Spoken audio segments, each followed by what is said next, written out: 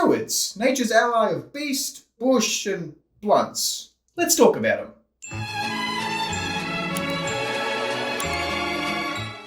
If you haven't already had the chance to get up to date with all of the changes for Druids in the new version of D&D, there's a lot to be excited about and a lot to be less excited about.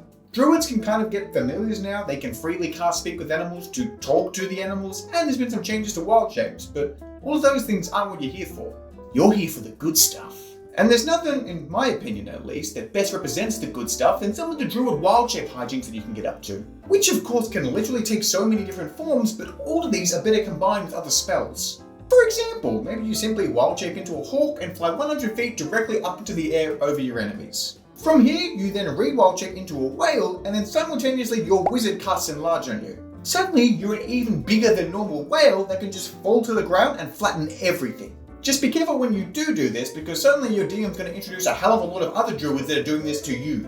But maybe flattening all of your enemies isn't quite your speed, you want to be more maneuverable. And some of the coolest things about wild shaping into faster creatures is that if you cast a spell before wild shaping, you can keep concentrating on it while you're the animal. So for example, if you cast a spell Cool Lightning and then wild shaped into a giant elk so you have 60-foot movement speed, you can continue running around dodging all of your enemies as random lightning bolts strike them down. Or, instead of all of that, you could do one of my personal favourites. First, cast Fog Cloud on yourself and all nearby enemies. Then, simply wild shape into a giant poisonous snake. The best thing about these bad boys is they've got blind sight and a 10-foot attack range. So now suddenly, while all nearby enemies are blinded from your Fog Cloud, you get to strike out at them without them being able to see you. Just imagine how terrifying that'd be in real life. Do you think maybe we should be concerned that the individual who could literally apparate a Fog Cloud out of nothing might have a way of seeing through this? Nah, we'll be fine.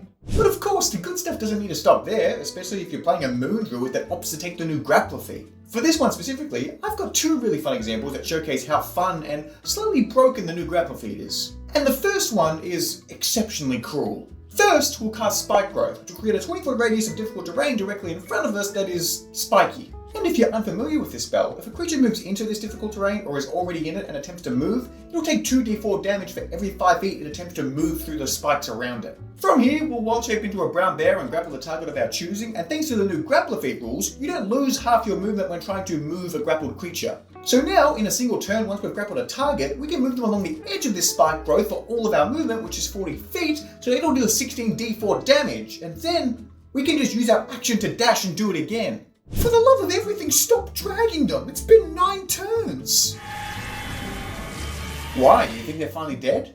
It's a kobold, for crying out loud! It was dead 8 turns ago! And, remaining on the topic of all things Grappler feat related, there's some text in the new description of the Grappler feat that I'm going to pay some very specific attention to. In that, you have advantage on attack rolls against a creature that you've grappled. Now we play the slight long game.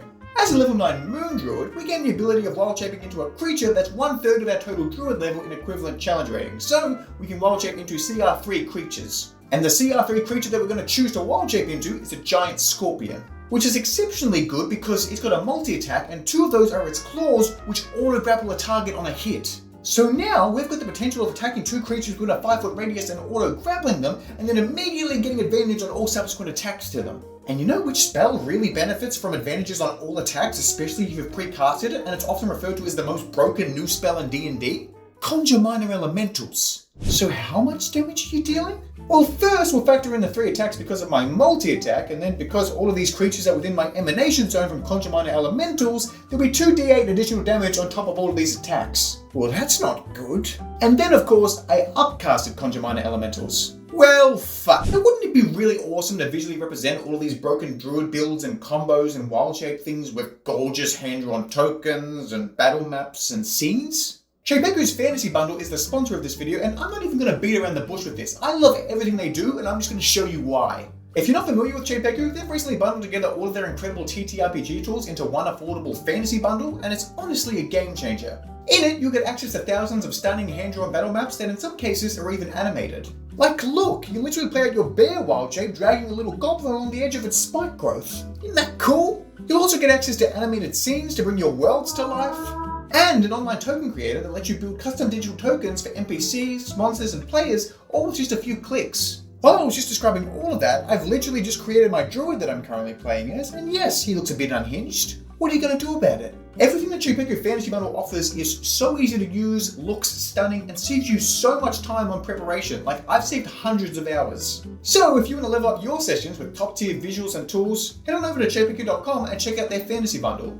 And when you do, you get immediate access to everything, their maps, scenes, and the token creator, all in one place for an incredibly affordable price. Now, let's crank up the thermostat just a little bit. Animal wild shapes are all well and good, but you know what else is really fun? Elemental wild shapes. But before we do that, we should chuck in a flaming sphere for good measure. Then, because we're a moon druid, simply wild shape into a fire elemental. Then occupy the exact same space as our flaming sphere. Now you and your spherical companion can move as a burning entity dealing mass AoE damage to everything, and igniting everyone who stands in your way. And if they try to escape the flames, just take the Sentinel feat so when they try and run, you can stun them when you make your attacks of opportunity. Make it hard for them. Burn everything. I thought druids were meant to be the protectors of nature. Yeah, we are. You're literally a ball of fire.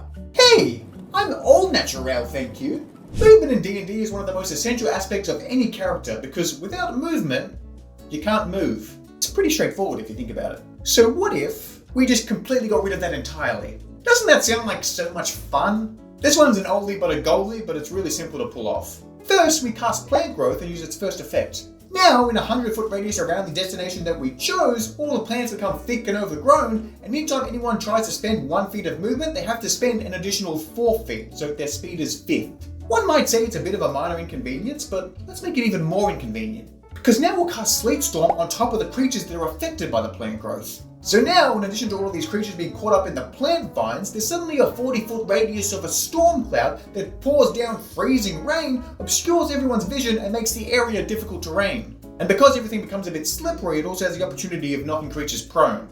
And thanks to the joy of the wording, in difficult terrain, for every feet of movement spent, you have to spend an additional feet of movement. So essentially, every creature's movement speed is 10th. Is 10th? What is it? It's like a doubled, tripled, quadrupled, pentupled, 6th. I don't know words, man. 10th. We'll go with 10th. All of which essentially means if the creature doesn't have a base movement speed of 50, they can't move. And if they somehow do have a base movement speed of 50, just cast Transmute Rock and make it even worse. You were so right, DM. Playing a druid is fun. Well, it's a lot more fun when I actually get to move the creatures that I prepared. I don't know, I think I'm about having as much fun as I possibly could. Why are you even doing this? You never even come close to being knocked unconscious in a combat encounter. Exactly, and now they can't even get close enough to try. And I think that's the perfect wrapping point for all of the naturalistic bestial magic that druids can unleash in D&D. Whether you're wild shaping into a bear, or wild shaping into a whale, or considering not wild shaping but doing it anyway, druids are inarguably one of the funnest classes you can play in all of D&D. And they're actually my favorite class. Like, I want to show off this cool thing that I have for all of the druids that I play. Look how cool this thing is. I'm just showing this off. I think it's sick. As always, if you have any of your own druid combos that I didn't talk about in this video, you know where to leave them, because I want to try them out for myself. Also, if you want to support the channel and continue allowing me to do everything that I do and keep the lights turned on, I've just added YouTube memberships onto my YouTube channel, and I've also got a Patreon, which I've left the links in the descriptions to, so check them out for yourself to see all of the other cool things I'm doing and creating. As always, thank you for your eyes and ears, and until the next video, bye for now.